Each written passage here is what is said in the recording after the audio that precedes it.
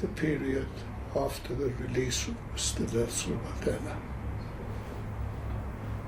And there were difficulties, 90, 91, 92, 93, portion of 94.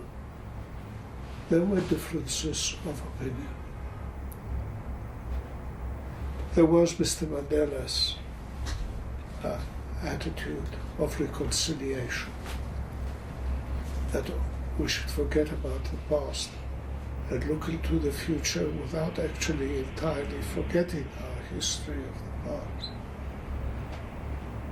But he rejected the group of people that called for revenge, who called for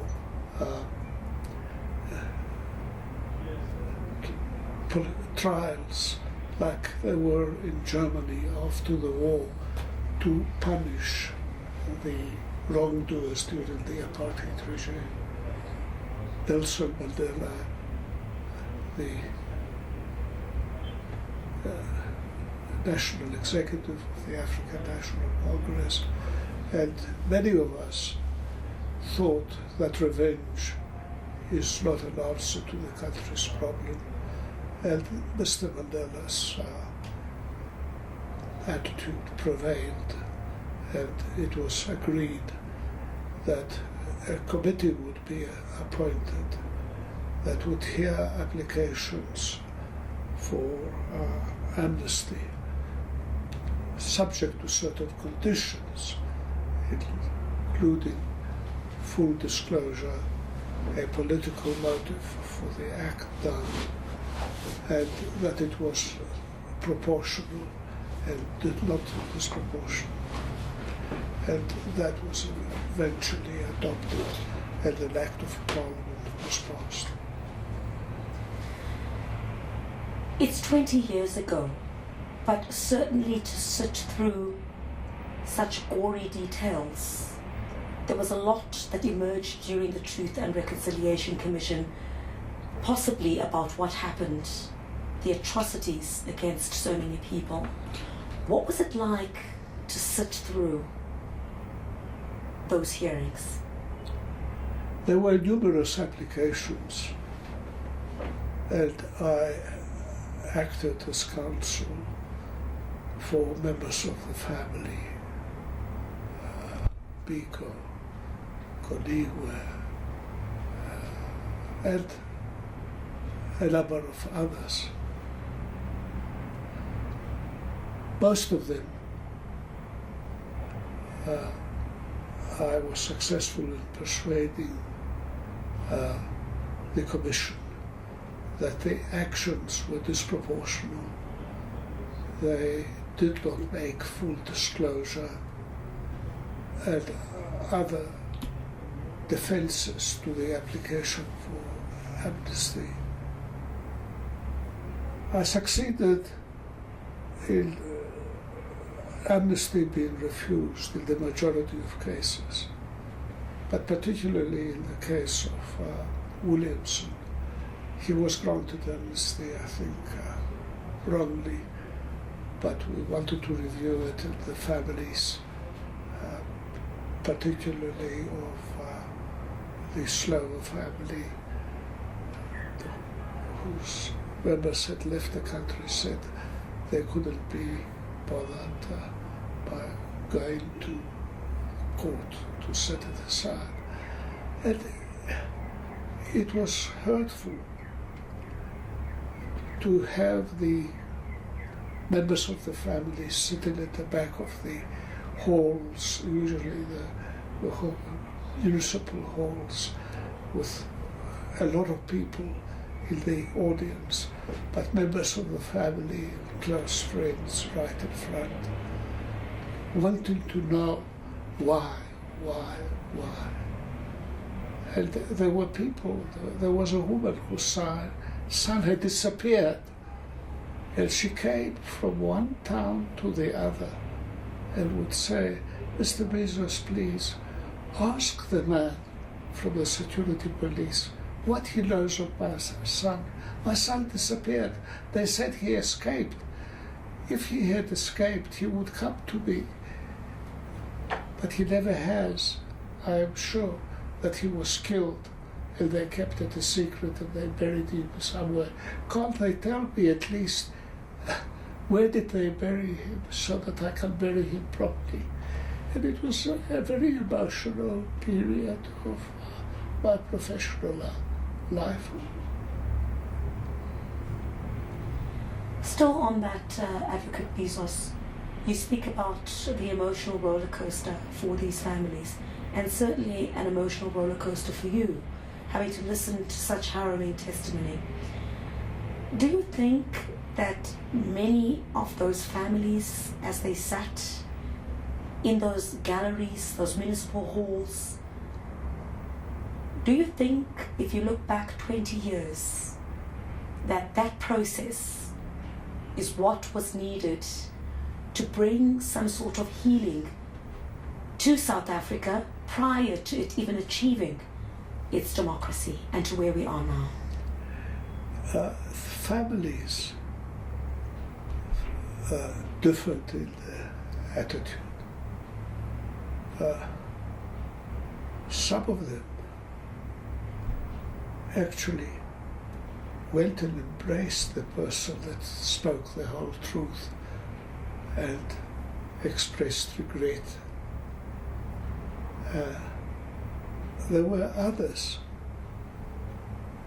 One instance where the police officer went to the home of the widow to apologize to her. She was absolutely furious and she slapped him on the face and told him to go away.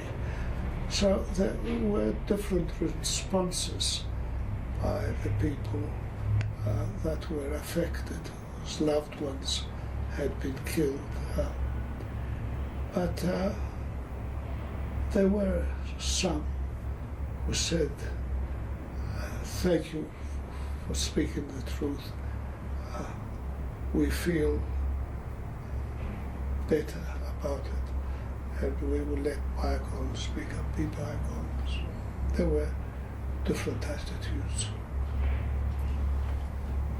Let bygones be bygones.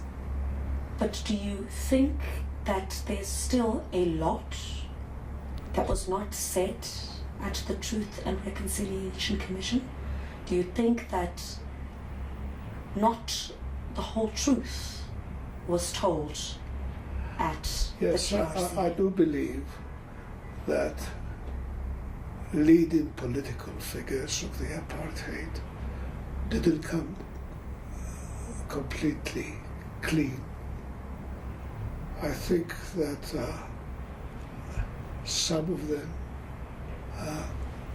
didn't bother to apply for amnesty.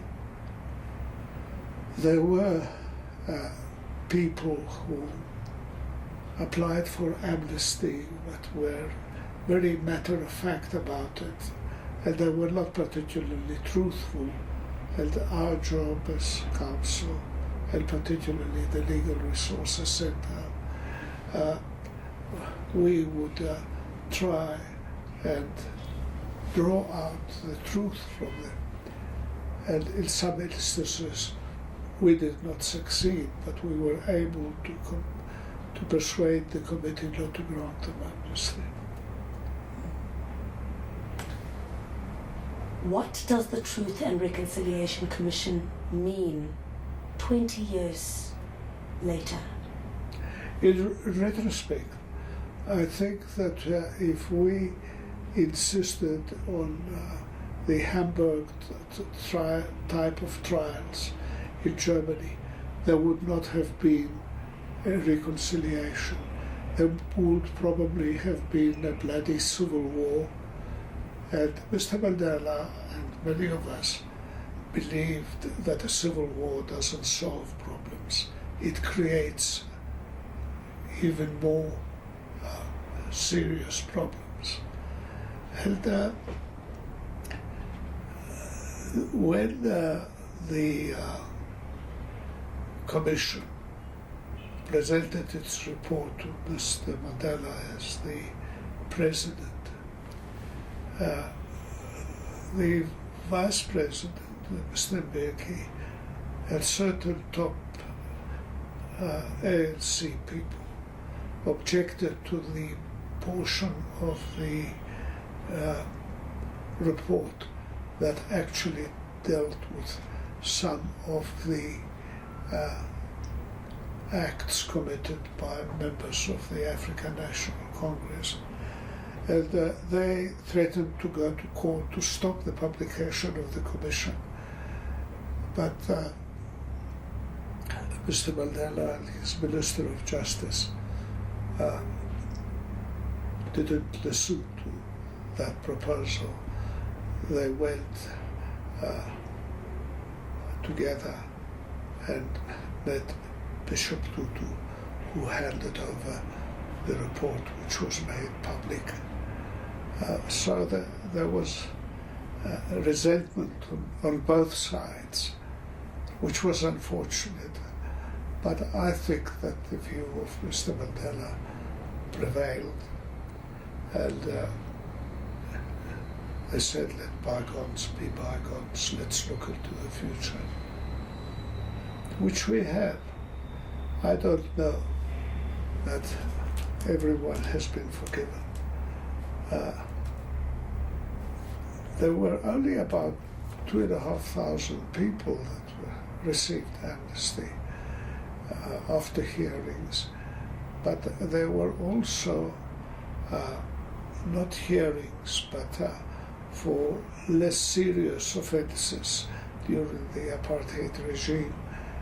Even though there was illegality, the Commission granted amnesty without hearings, which was a fair procedure. And also there were a number of cadres of the African National Congress that applied and got amnesty. Some of them took up the attitude that they were not prepared to do it. They did it for the benefit of a noble cause to try and get liberty for the vast majority of the people of the country, and they had nothing to apologize about. But we had to deal with it. And there is a footnote to all that. People who did not apply for amnesty, but changed their mind and approached the government years later for amnesty to be granted by the prosecuting authority. And we in the Legal Resources Center went to court and won that it was an improper procedure. The statute provisions had come to an end, and it wasn't constitutional for the prosecuting authority to grant exemptions to people who had or a guarantee that they will not be prosecuted. And we actually persuaded the court that we were right, and that process was stopped. Advocate Bizos, then how far has this reconciliation come following the Truth and Reconciliation Commission hearings? I want to make a particular reference to the statues debacle. On the one side, you have South Africans saying that these statues represent what South Africa has gone through in the past. It's part of history. And on the other side of the coin, other South Africans saying they should not be there because it reminds people of the difficult past, and the statues being there seem to indicate some kind of glorification or constant bitter reminder of what took place. How far has this reconciliation really come in light of that? Well, I have a view because the Legal Resources Center that I am working in is there for the enforcement of the provisions of the Constitution. The Constitution guarantees the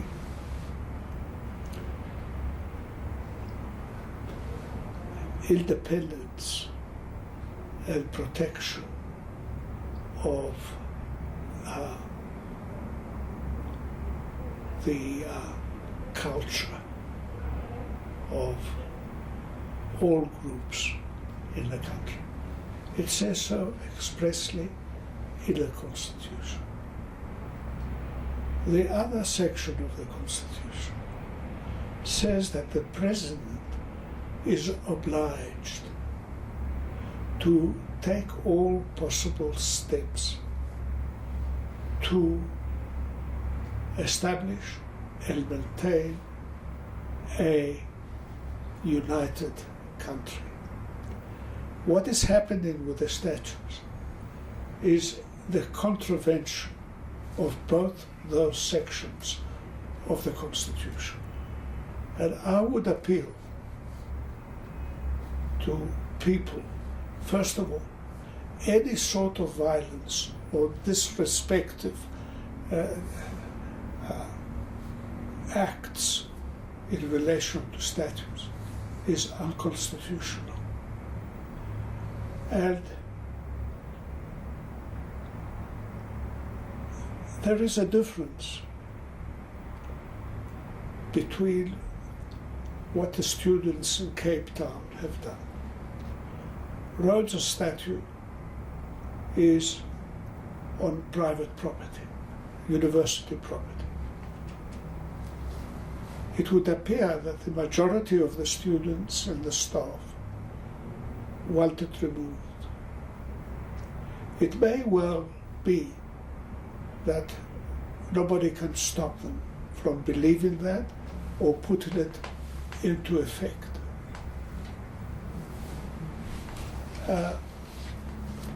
Because Rhodes wanted an empire from Cape to Cairo. He was a very greedy capitalist and colonialist. He named Rhodesia after his name, and he hoped that the whole of Africa would be part of his glorious empire. His attitudes do not find much favor with me, and I'm sure not with in favor with the vast majority of the people of South Africa, or for that matter, Africa, as if all the African states were really to be subjected to the power of the great empire that we hoped for. But I believe that Kruger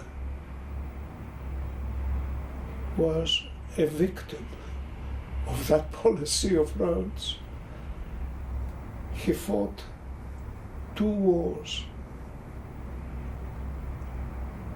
one of which he lost.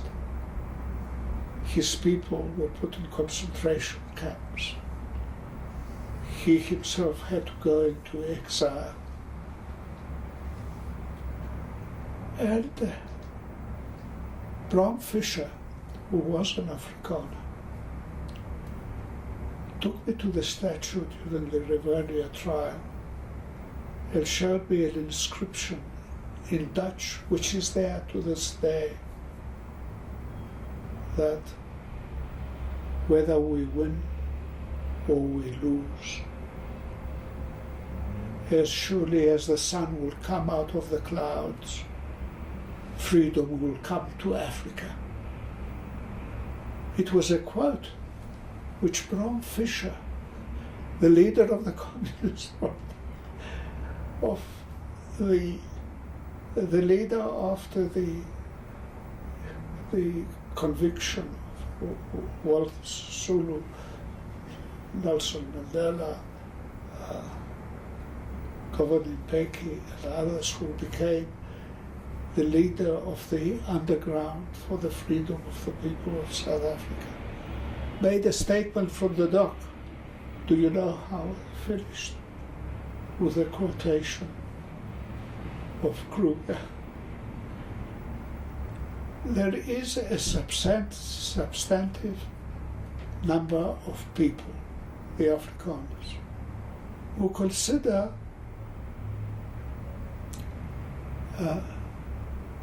Kruger a freedom fighter. It may well be not a general freedom fighter, yes. but it's at least for his people, and he expressed this, that freedom will come to Africa, not to South Africa, not to the Transvaal Republic, that guided by the attitude of the leader of our team, Bram Fischer, and one of the heroes of the resistance, I would distinguish the position of Kruger, that it's unconstitutional, and I would appeal to people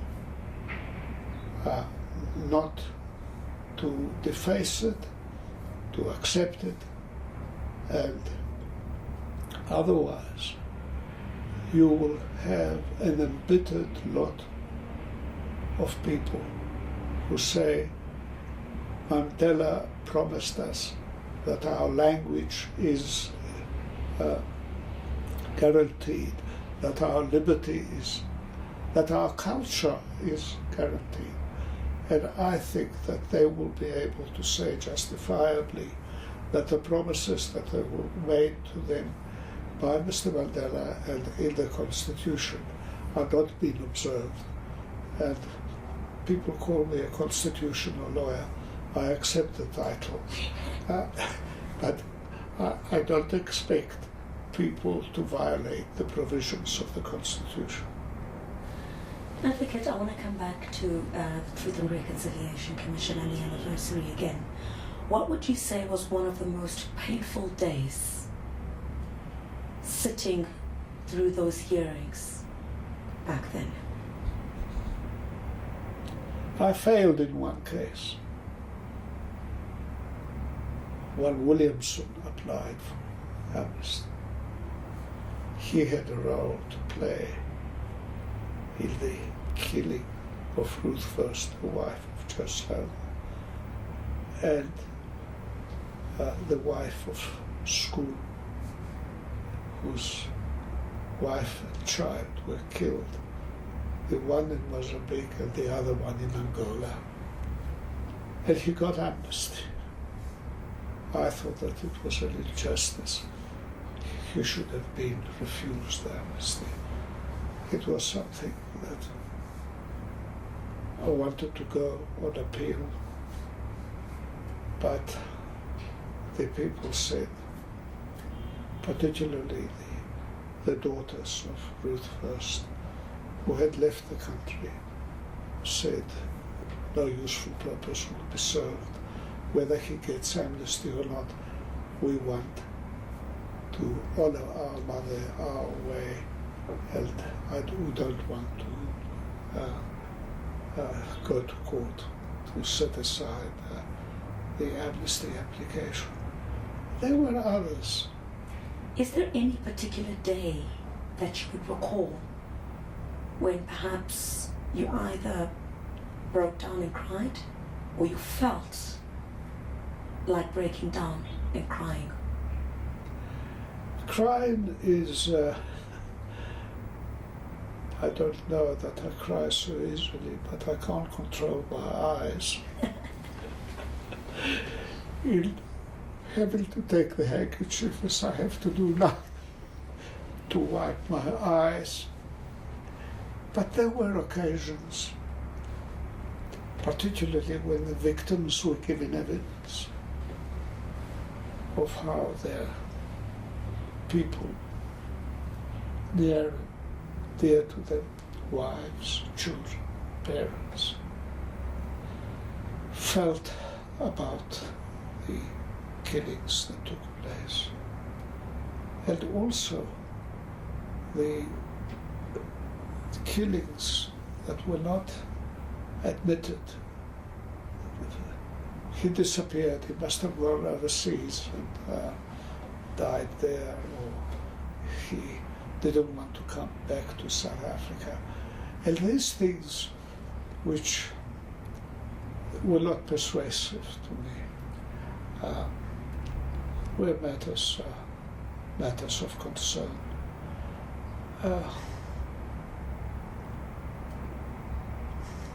And there were certain individuals that I couldn't face.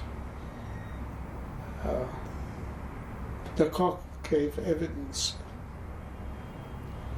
and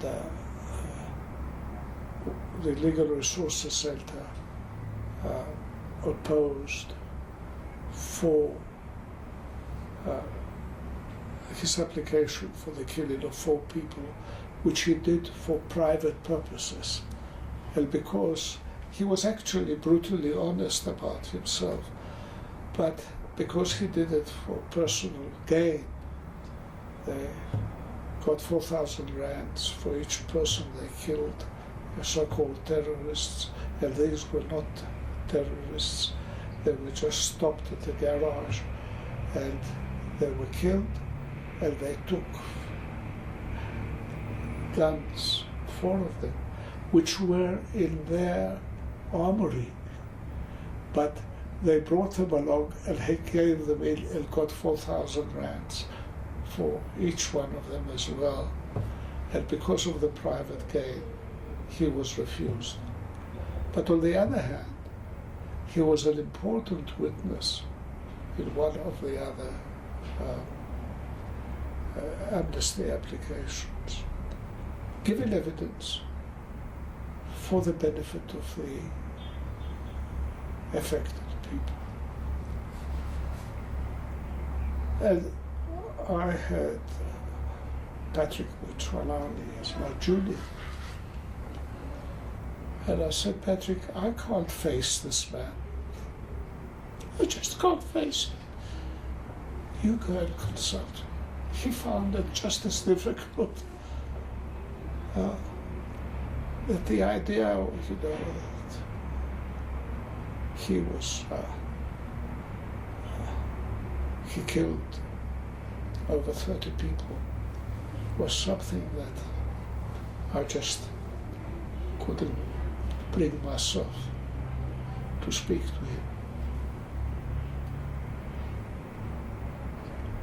But on the whole, had it not been for the amnesty procedure, we would have been in greater trouble than we are today.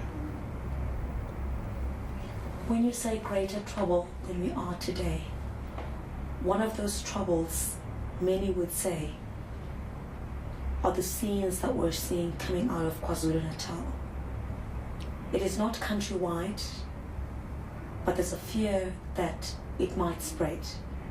The attacks on foreign nationals in KwaZulu-Natal.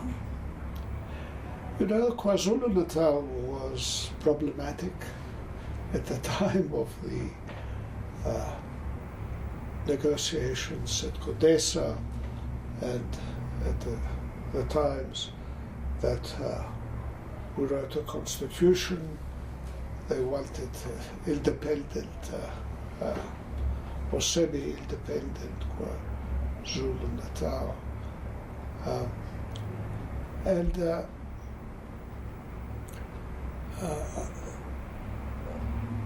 The constitution was adopted by almost 400 elected members, 2 against, and 20 abstention.